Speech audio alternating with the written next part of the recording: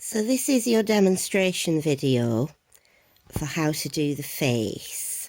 I'm working entirely with split stitch and half of one of the strands of thread. And I feel like I ought to start by apologising for the state of my fingers. I've been doing my annual big dye bath and I managed to get walnut juice all over my fingertips, and you can see it's even stained any scar tissue in my fingers. I put on this delightful snot green nail polish, which was the only one I could find, but to be honest I don't think it really helps. My fingertips are just going to have to wait for the skin to grow out before the colour goes away. I'm just going to look mucky for a few weeks. So I'm just doing split stitch first. Well, I'm doing all split stitch for the face. And what I'm doing is I'm doing the outline because you want some bones to hang the rest of the face along. So by doing this, we're putting in some structure, which is going to help with the shape of the face. So it's just split stitch. And the thing with split stitch is to always split something. So I'm going to talk you through the first few minutes, but for the rest of it, I'm going to put my audiobook on and film on silent for you, so you can just watch me. So when I say always split something, I mean always split another stitch. So as I come to the end of this eye socket here, I want to go in the opposite direction. So I'm splitting out of the stitch that I've just made and then working in the other direction with it. And I'm doing quite small stitches here because I want to work around the curve of the eye. And then I'm going to leave the eye blank for the moment and come back to it when I've put the rest of the face in.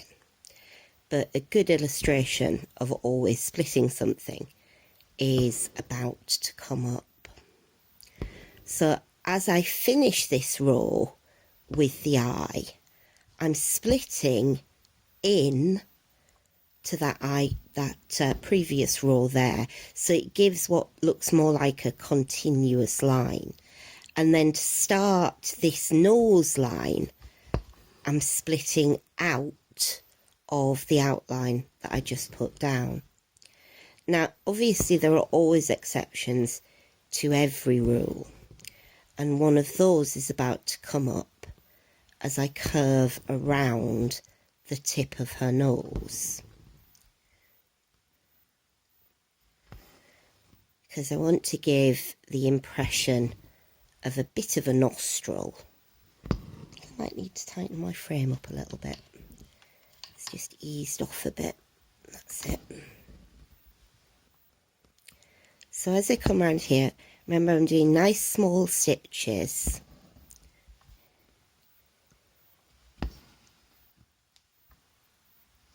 Around the tip of the nose. Don't worry about everyone being perfect.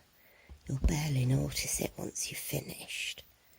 But I want to create a little bit of a nostril, so I'm going right into there.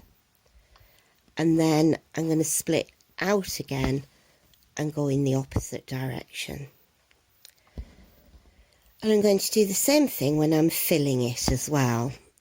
I'm going to split out of my outlines with my blue stitch, and I'm going to split into the blue with every row. So you're constantly splitting a new row out of an old one to give that impression of a continuous line.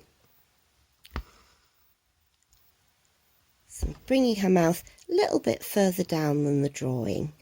Drawing in embroidery is only ever a guideline. You can always change things, and it's funny how one or two stitches can change the expression of a creature as well.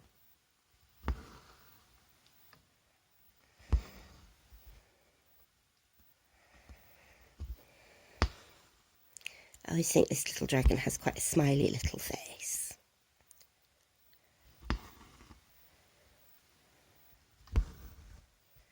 I'm still on half a thread of my outline colour. So you don't use very much for this part.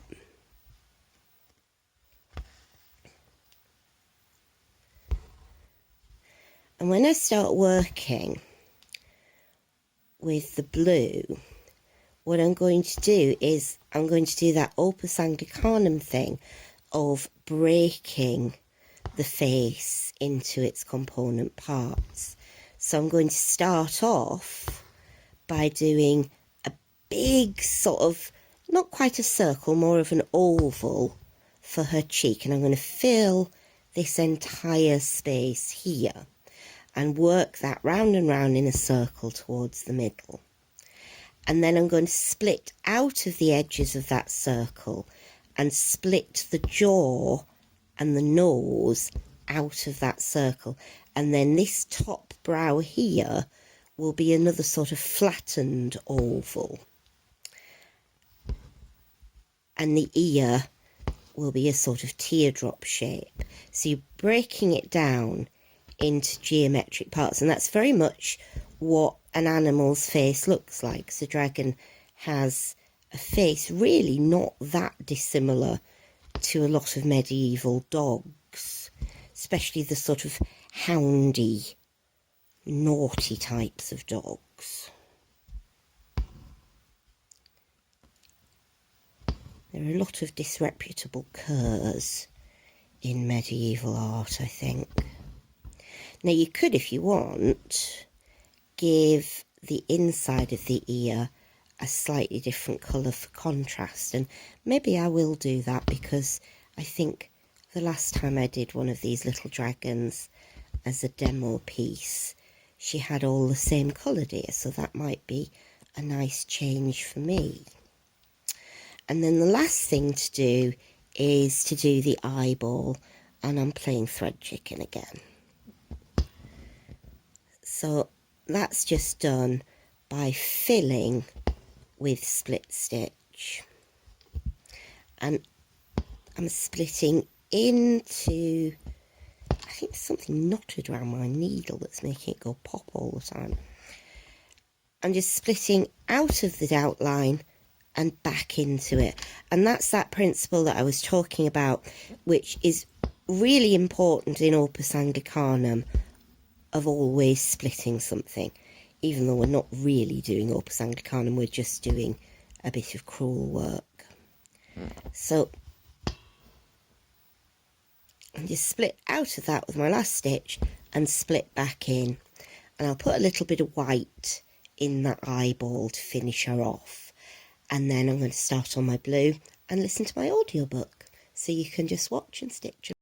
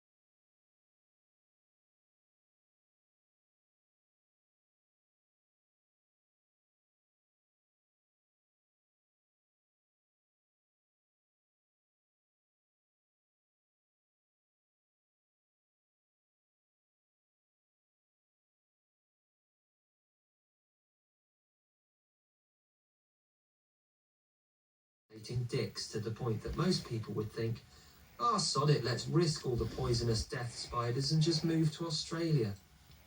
Let's take a closer look. Absurdly unbalanced warfare. The conflicts we've had with indigenous populations of various countries we fancied for ourselves have always been fairly imbalanced, and this was no exception. During the invasion of Waikato, we sent some 18,000 British troops, assisted by artillery, cavalry and local militia, to fight 4,000 basically naked Maori rebels, basically armed with spears. It's like setting up a boxing match between a particularly weedy toddler and Muhammad Ali. The Maori put up a good fight, creating anti-artillery bunkers and fighting a guerrilla-style war, but in the end they were massively overpowered. Never bet on the people waving a stick at a cannon. After thousands of the Maori had died, we confiscated more land from the survivors as punishment for their rebellion. By a wild coincidence, the land was what we wanted in the first place. Particularly dickish land appropriating tactics. We used a whole load of tricksy methods to get land from the Maori. The New Zealand Company, a British company with the goal of colonising New Zealand, just straight up created false deeds to blocks of land, and then fought the Maori when they protested when the company tried to clear them off the land. Other land purchases were at best incredibly dubious. Then in the New Zealand Settlements Act of 1863, we legalised land confiscation from any Maori tribes we considered in rebellion against the British. This annoyed the Maori, who would then fight against it, thus becoming in rebellion against the British, justifying more theft, perfectly legal confiscation. We would then sell the land we stole, confiscated legally, from rebels and use it to fund fighting against more rebels.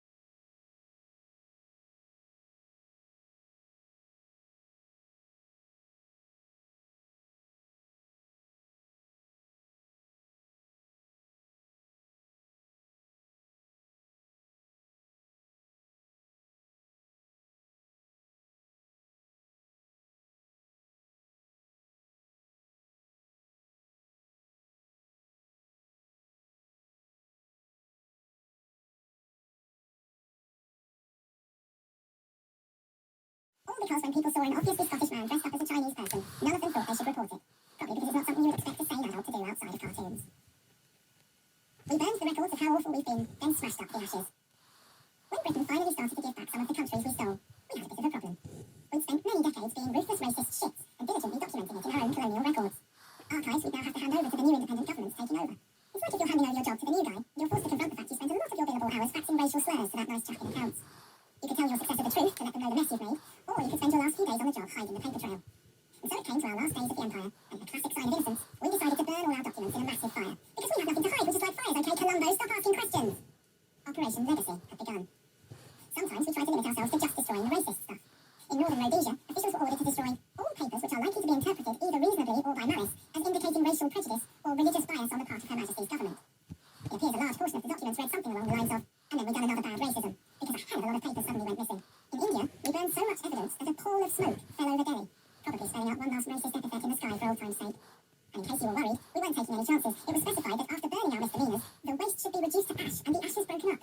We may never know what horrible things we've done in the past, but it appears that whatever it was, we felt it was so toxic that it would embarrass us if the world even got hold of the soot. We did this all over the world, from Borneo to Kenya. Some files were even placed in well-weighted crates and sunk in deep and current-free water at the maximum practicable distance from shore. I'm not saying that we definitely destroyed damning evidence of crimes so heinous we could never be forgiven, but when you feel the need to drown your spreadsheets in the middle of the ocean, you've probably done something that would at least warrant a quick chat with HR.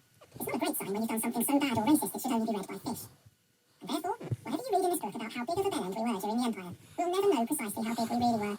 At this point, that can only be a good thing. We killed quite a lot of people by drawing a random line on a map.